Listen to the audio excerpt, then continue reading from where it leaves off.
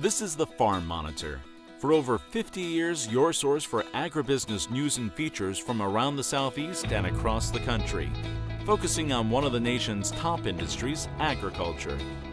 The Farm Monitor is produced by one of the largest general farm organizations, the Georgia Farm Bureau. Now here are your hosts, Ray DeLessio and Kenny Bergamy.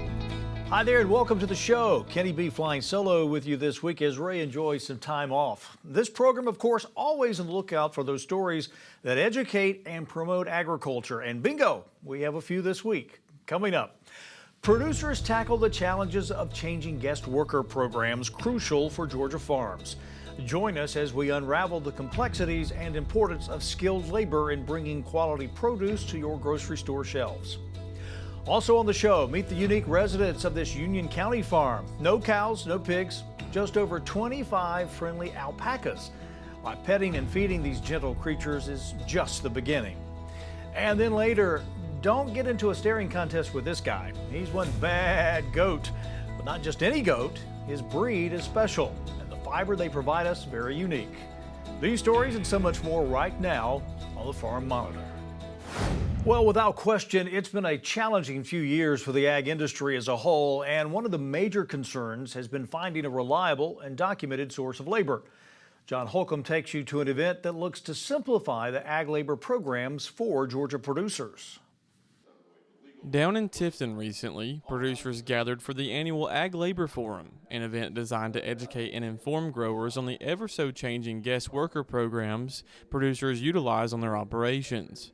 It's an event that Chris Butts, Executive Vice President of the Georgia Fruit and Vegetable Growers Association, says is of the utmost importance due to just how vital those programs are to our producers and their operations. For fruit and vegetable production in particular, skilled labor is vital to getting those products to the grocery store shelves. Fruit and vegetables are typically much more labor intensive in production and harvesting and packing than other crops. So we've got to have the experienced labor that knows how to go out and pick and protect and bring the high quality produce that our customers are expecting now and to grocery store shelves around the calendar now, 365 days a year. And we can't do that without a skilled labor force. And the reality is we don't have a whole lot of folks, domestic workers, that are coming applying for those jobs. And so the H-2A workers provide a very needed service for our food production and also provides opportunities for those workers. For producers, utilizing the programs can be complicated and overwhelming, as they must comply with nearly 600 pages of rules and regulations, which is why Butts says the forum proves just how important the programs are and how willing producers are to doing it the right way. We think the conference is really a demonstration of the efforts that growers are willing to put forth to try to remain on the right side of compliance. And as we mentioned, it's complicated. There are new rules coming out from Department of Labor, new rules coming from Department of Homeland Security, new rules coming from OSHA. So it becomes a full-time job just to remain up to date on those new rules and making sure you're performing under those rules. And it's important that we do so because we are so reliant on the H-2A and H-2B programs. As an industry, we've got to do what we can to protect those programs and make sure that they're working as intended and that we are providing an opportunity for those folks to come to work on our farms and that they are helping us be able to grow the produce that feeds our country. And without that program, we can't do it. According to Butts, the rules are constantly changing and the effects can be quite drastic, as even now, they're waiting to see what new rules will be taking effect in the coming year. Georgia experienced a 14% increase in the adverse wage rate for 2023. We estimate that cost our growers about $120 million in extra wages this year. So the setting of that wage for 2024 will be critical, but also the new rules that are coming out that address everything from the application process all the way up to organized labor's role on the farm. We have some concerns there with property rights and privacy rights, both of the farmers, but also the employees. So we're preparing comments in response to those new proposed rules, but we fear that overall they're going to make things more complex and more difficult for a grower to be able to utilize the program. Reporting in Tifton for the Farm Monitor, I'm John Holcomb. Well, needless to say, this year's Christmas Farm Days at the Newton County Ag Center was a festive delight for the entire family. Amidst the cheerful atmosphere, farm animals frolicked and Christmas music filled the air. The joy peaked with enchanting hayrides and, of course, the highlight, photos with Santa himself. It was a heartwarming blend of rural charm and Yuletide magic, making it a memorable celebration for everyone who attended. We never know how to prepare, and we kind of hope for the best and then just kind of hope for people to show up. And in my wildest dreams, I probably never would have thought that this many people would turn out, and I'm just pleasantly surprised. It's putting so much work in and not being able to quite see the fruits of your labor until right before, and this makes it every bit worth it. Nestled in the tranquil embrace of the Blue Ridge Mountains for nearly 2 decades, Lasso The Moon has emerged as a beloved agritourism haven. Here, visitors discover a distinctive chance to intimately engage with alpacas, making it a sought-after destination. Damon Jones explores how this immersive experience, carefully crafted by the dedicated owners, seamlessly blends enjoyment with education. It's not your typical livestock operation here at Lasso the Moon, as you won't find any cows, pigs, or even horses roaming around. Instead, you'll likely run into one of the more than 25 alpacas raised on this farm. And while you are encouraged to pet and feed them on one of the many free tours they offer throughout the year, that's not the only thing they hope you take out of the experience. We're really into the educational part of it. We don't want you to just come out and think you're just going to pet an alpaca and that's the end of it. We want you to understand like the difference between an alpaca and a llama, the origins, where did they come from, what is their purpose. So you really learn all about all of that. Even though farming has always been the goal for Holly, exactly what type of animal that would be on that farm wasn't as certain. That is until she came across the alpaca. Well, I grew up on a farm in Ohio, met my city boy husband from Atlanta. And I can only take so much of the city life. I needed some dirt to roll in. I found myself, I have an art degree, so I found myself through the textile industry trying to create a business through that. Thought maybe sheep, but once I met the alpaca, that was the end. Fell in love, tossing and turning in love. And that passion hasn't faded one bit over the past 20 years for an animal that not only makes a great companion, but also is fairly easy to raise. They're really fun, and we want people to experience that part of them as well, is that they are very sweet and gentle. They are beautiful animals. They're very sweet animals. They don't mean us any ill will whatsoever. They're actually easy keepers as far as livestock goes. They really don't eat a lot. Like, it's not like trying to feed a cow or whatever. They're not, you need a lot of pasture for a cow. These guys you can put, 4 to 6 to 8, even sometimes 10 on an acre, and they're fine. However, that isn't to say they don't come without some challenges, including one in particular. Definitely shearing. Nobody likes shearing. It's not fun for the alpacas. It's not fun for the human doing it. It can be very difficult, but it's something you have to do. They can't shed.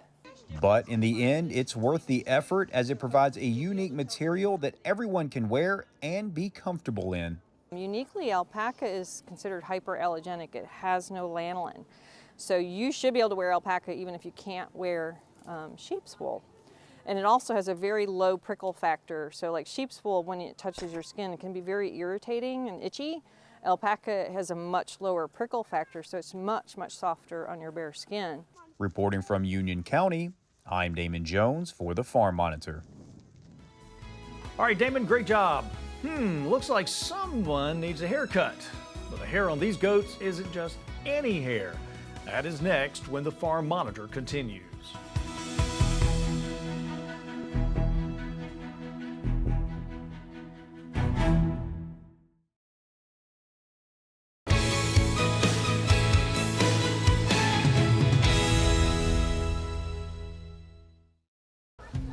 I shop at the farmer's market every Saturday because I love seeing the actual people behind what I'm buying. Whether I have fresh vegetables or local honey on my list, UGA's College of Agricultural and Environmental Sciences has taught me so much about safe and sustainable food systems and the many benefits of purchasing from Georgia farmers and producers. Back home, my grandmother had a garden, and I really wanted to keep growing my own herbs and veggies when I moved here to the city. Being in this small space made the idea seem almost impossible of gardening. After searching online, I found some pretty cool resources from UGA Cooperative Extension on gardening and containers. I had so much fun experimenting with growing herbs, lettuce, and other greens, and even tomatoes, which I don't like much, right here on my balcony. One thing I wish people knew about farming, it isn't just about growing, it really is about providing. I'm proud that the produce coming out of my fields feeds neighbors in rural and urban Georgia. And I'm grateful for my county extension agent, who keeps me connected to the latest agriculture research coming from CAES. Their dedication helps my farm stay operational year after year. We take our kids apple picking in North Georgia every year. They are always so excited to pick fruit straight from the tree. While many do get eaten before we even get home, we've loved UGA Extension's recommendations for preserving leftovers. My son even made his own apple butter last season. As much as we love living in the city, it's great to have a change of scenery and teach our children where their food comes from. From the food we eat, to the water we drink, to the clothes we wear. Locally grown in Atlanta and across the state, agriculture is everywhere. Let the University of Georgia College of Agricultural and Environmental Sciences help you find it.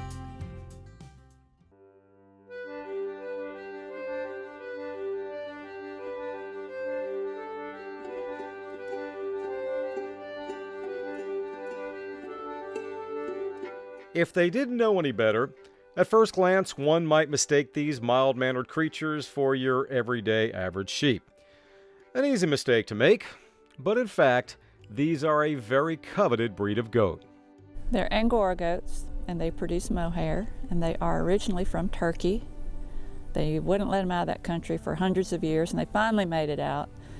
And they finally made it down to Texas, and there's a lot of Angora goats in Texas, and they're the only goat that grows mohair. All other goats have some amount of cashmere.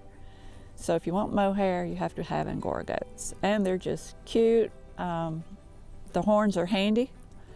And they are so much like sheep, though. They're not usually the fence jumpers, and they're pretty docile. They like people. And they're very friendly. Tina Evans owns and operates Dry Creek Naturals in Taylorsville, one of only a handful of farms in Georgia that raise Angora goats. You heard her mention mohair.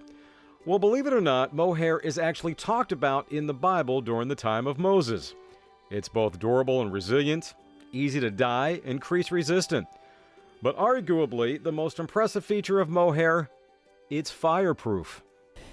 The advantage of my mohair is I got into the natural colored goats early on. My white goats started producing colored mohair, and I didn't want to dye fibers. I just wanted to be naturally colored. Most of my customers do like all the dyed colors, but I love the natural colors, and it's soft, it's silky, it's warm, it's cool. And it's just a really good feeling fiber. When you don't feel good, you can just rub on this mohair, and the energy, whatever, it's just a feel-good fiber. The animals are small, they're easy to take care of. There is a lot of care. Mine get a show ration. They need a lot of protein. They need a lot of good roughage. And they get pasture. They need shorn every 6 months. And their hooves grow fast because that mohair is growing fast. So they need a lot of foot trimming. Parasites are an issue down here in the south because we are wet and we have a lot of grass. And you have to stay on top of that. It's just like any fiber growing animal. There's work involved, but the finished product is way worth it.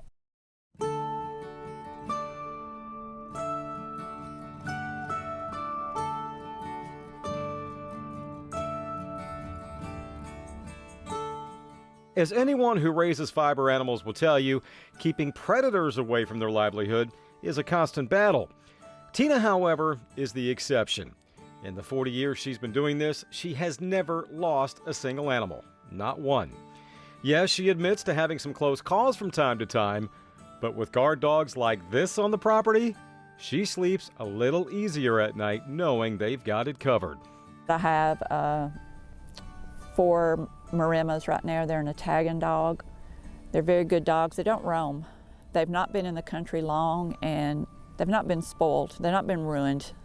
They're not as big of pets as Pyrenees and some of the other dogs, and they love their animals and they love staying with them, and they won't leave this property. Mohair is it's the only mohair. It's no other way to get it. And a lot of wool looks like mohair. It's curly, but it does not feel. Mohair has the handle of silk. It also has a lot of luster, and there's no other fiber like it. That was Ray D'Alessio reporting. Ray, thank you so much. Now up next, from planting to trimming, witness the dedication it takes to grow the perfect Christmas tree. Unwrap the secrets of your holiday centerpiece when the Farm Monitor continues.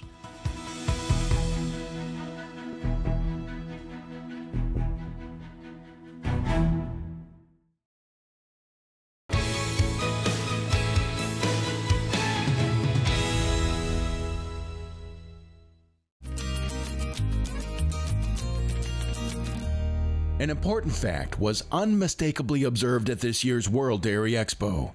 It's about the modern age in registered Holstein cattle. Holstein Association USA CEO John Meyer says he saw the excitement firsthand. You know, I've talked to so many people around the grounds here this week, and they say that, you know, it just seems impossible that these cattle can continue to improve year after year after year, and they do. The hard work that goes into constantly improving registered Holstein genetics never stops. It shows itself well in the show ring and in dairy output efficiency throughout the world. The World Dairy Expo in Madison, Wisconsin is the place where every element of dairy success comes together. The conversations that you get into with people here really help you get in touch with what's happening in the field, what some of the current thinking is, what is some of the new technology that's out there, you know, what's new equipment. We have people here from over a dozen countries. They came here with the express purpose to purchase and initiate trade agreements, and we're excited for that. That's the 12 that we know that are working hand in hand with the U.S. Department of Commerce. There are that many more, hundreds more, who come here to purchase U.S. genetics, to network with all of the people that are here either doing research or offering implements or technologies that help us better manage dairy cows. Lisa Benke is the World Dairy Expo's communications manager. Connecting with attendees on the Expo grounds proved that the Holstein cow's storied history, told through pedigrees and registration, is successful worldwide. Everything starts with having proper identification. And as our milk markets change in this country, and milk buyers at the cooperative and the processing level can be more choosy about the milk they produce. So that information that you have on the animals in your herd and how that translates into the product that ends up in the grocery stores that the consumer is buying, that story is really, really important. And that's something you really get with the Holstein Association USA registration and identification program that we have. Another topic of conversation at Expo was the growing importance of dairy cattle to the world's beef supply. Registered Holstein cattle contribute protein even beyond dairy products. Holstein Association USA's Lindsay Warden looks forward to seeing the real stars of the show. You can come here and see the best of the best. I know I look forward to coming here because there's cows that I've only seen pictures of, and I'm able to go in the barns and see them all week, and it's just really cool to be able to see those in person and then just dream about what our members can do on their own farms. Ben Steyer is a National Junior Holstein Association member and animal science student at the University of Minnesota Twin Cities. He says Expo helps solidify his hopes for the future. Whether I go into a career in dairy farming or something in genetics or nutrition, whatever that may be, the opportunities are plentiful, and it's, I think, one of the most rewarding industries in the world to be a part of, especially when you come to an event like Expo. Beyond Expo Week, Holstein Association USA serves as a partner and resource for its membership and dairy producers of all types and sizes. Visit HolsteinUSA.com to learn more. For Holstein Association USA, I'm Bob Cervera. Well, finally this week, 'tis the season. Have you selected your Christmas tree yet? You may be surprised to know that there are numerous Christmas tree farms throughout Georgia. Our Jennifer Parson called up with one of the tree farmers in Covington to find out what goes into picking that perfect Yuletide tree. And while you're watching the story, it may have you singing, "How lovely are thy branches." Christmas trees just don't come from a sidewalk at one of your shopping centers. There's a lot that goes into running a Christmas tree farm. It's a lot more than people think. A lot of people think, you just plant a tree and then, the next year you cut it down as a Christmas tree and make all this money. But it takes about 5 to 6 years to grow a Christmas tree that's this height that we have here next to us. Their 100-acre farm has about 40 acres in Christmas trees. We plant on 8-foot squares. Every tree is 8 foot around it on all sides. Everything's in straight lines. We can plant 700 to 800 per acre, and there's about 20,000 trees in production right now. With that many trees, you can bet there's a lot of upkeep. We cut a lot of grass. There's a lot to keeping it clean. You need to keep it clean around the trees so it doesn't invade the growing of the Christmas tree. They trim their trees twice a year, in May and in September. And you may be surprised to know that their classic shape doesn't come naturally. They would look like a bush if we didn't trim them. We have a crew that comes from Michigan, and they trim each tree by hand. They use 2 knives. They got 1 knife in each hand, and they just go around the tree with the knife like a big machete and give it this Christmas tree shape. We have about 15,000 that they trim every year. They usually can trim the 15,000 in 6 to 7 days. The Berry family has been in the Christmas tree business since 1977. We farmed here on this piece of property since 1894. We were originally a dairy and a row crop farm until 1969, and then once the dairy closed, my daddy chose to grow Christmas trees. We sold our first ones in 1983, and we've been growing and planting ever since. Berry says growing Christmas trees is a lot different than harvesting other crops. It's not like your standard row crop of corn, cotton, and peanuts where you plant them one year and get to harvest them the next. It's a seasonal business, so you don't have anything to gauge participation throughout the year. You just keep your fingers crossed that everybody wants to come back the next Christmas. With 9 different varieties of trees to choose from. We grow cypress, we grow pine, we grow cedar, and then we also bring in Fraser fir from North Carolina for, again, those people that prefer the Fraser fir tree. And there's an art to picking out the perfect tree. Beauty is in the eye of the beholder. First of all, the size of the room you're going to put it in. And they all look smaller in the field than they do at home. Look at the spacing of the limbs. Do you have big ornaments where you need a lot of space to hang ornaments? Smell is also important. The color, do you like a lighter green tree? Do you like a darker green tree? Skinny trees, fat trees. The advantage of coming to a Christmas tree farm is you get to go out and see them all at one place. One tree in particular sticks out to Berry. We won Reserve Grand Champion at the national contest in North Carolina in August of 2021 and was afforded the opportunity to cut one of our Georgia-grown Christmas trees and take it to Washington, D.C. and present it to the Vice President to be displayed in her house for the Christmas season. And he has some helpful tips to keep your tree fresh this season, too. If you'll take your tree home and find something to score the bottom of the tree, it may be a serrated knife, it may be a small saw. What you're doing is you're opening up the pores that the sap has sealed over since you cut it. Once you open up those pores on the base or the butt of the tree, put it directly into water and keep it watered. Sometimes it may drink as much as a gallon of water the first day. You want to be sure you keep it in water. Once it ever drops the water level below the bottom of the tree, that sap will seal that bottom over and it will no longer soak up water. There's something for everyone at Berry's Christmas Tree Farm in Covington. We have petting zoos, we have train rides, concession stands, Santa Claus is here on weekends. We just want to build a tradition for your family, the experience that you not only got to cut your own tree, but you had fun doing it. If you're interested in learning more about Christmas trees, Berry says try learning by doing and work at one of the many Christmas tree farms across our great state. But whether it be crops or Christmas trees, agriculture affects everyday lives of all of us. In Newton County, I'm Jennifer Parson reporting for the Farm Monitor. Jennifer, thanks so much. For everyone here at the show, I want to thank you for watching, and we'll see you next time right here on the Farm Monitor. Have a great week.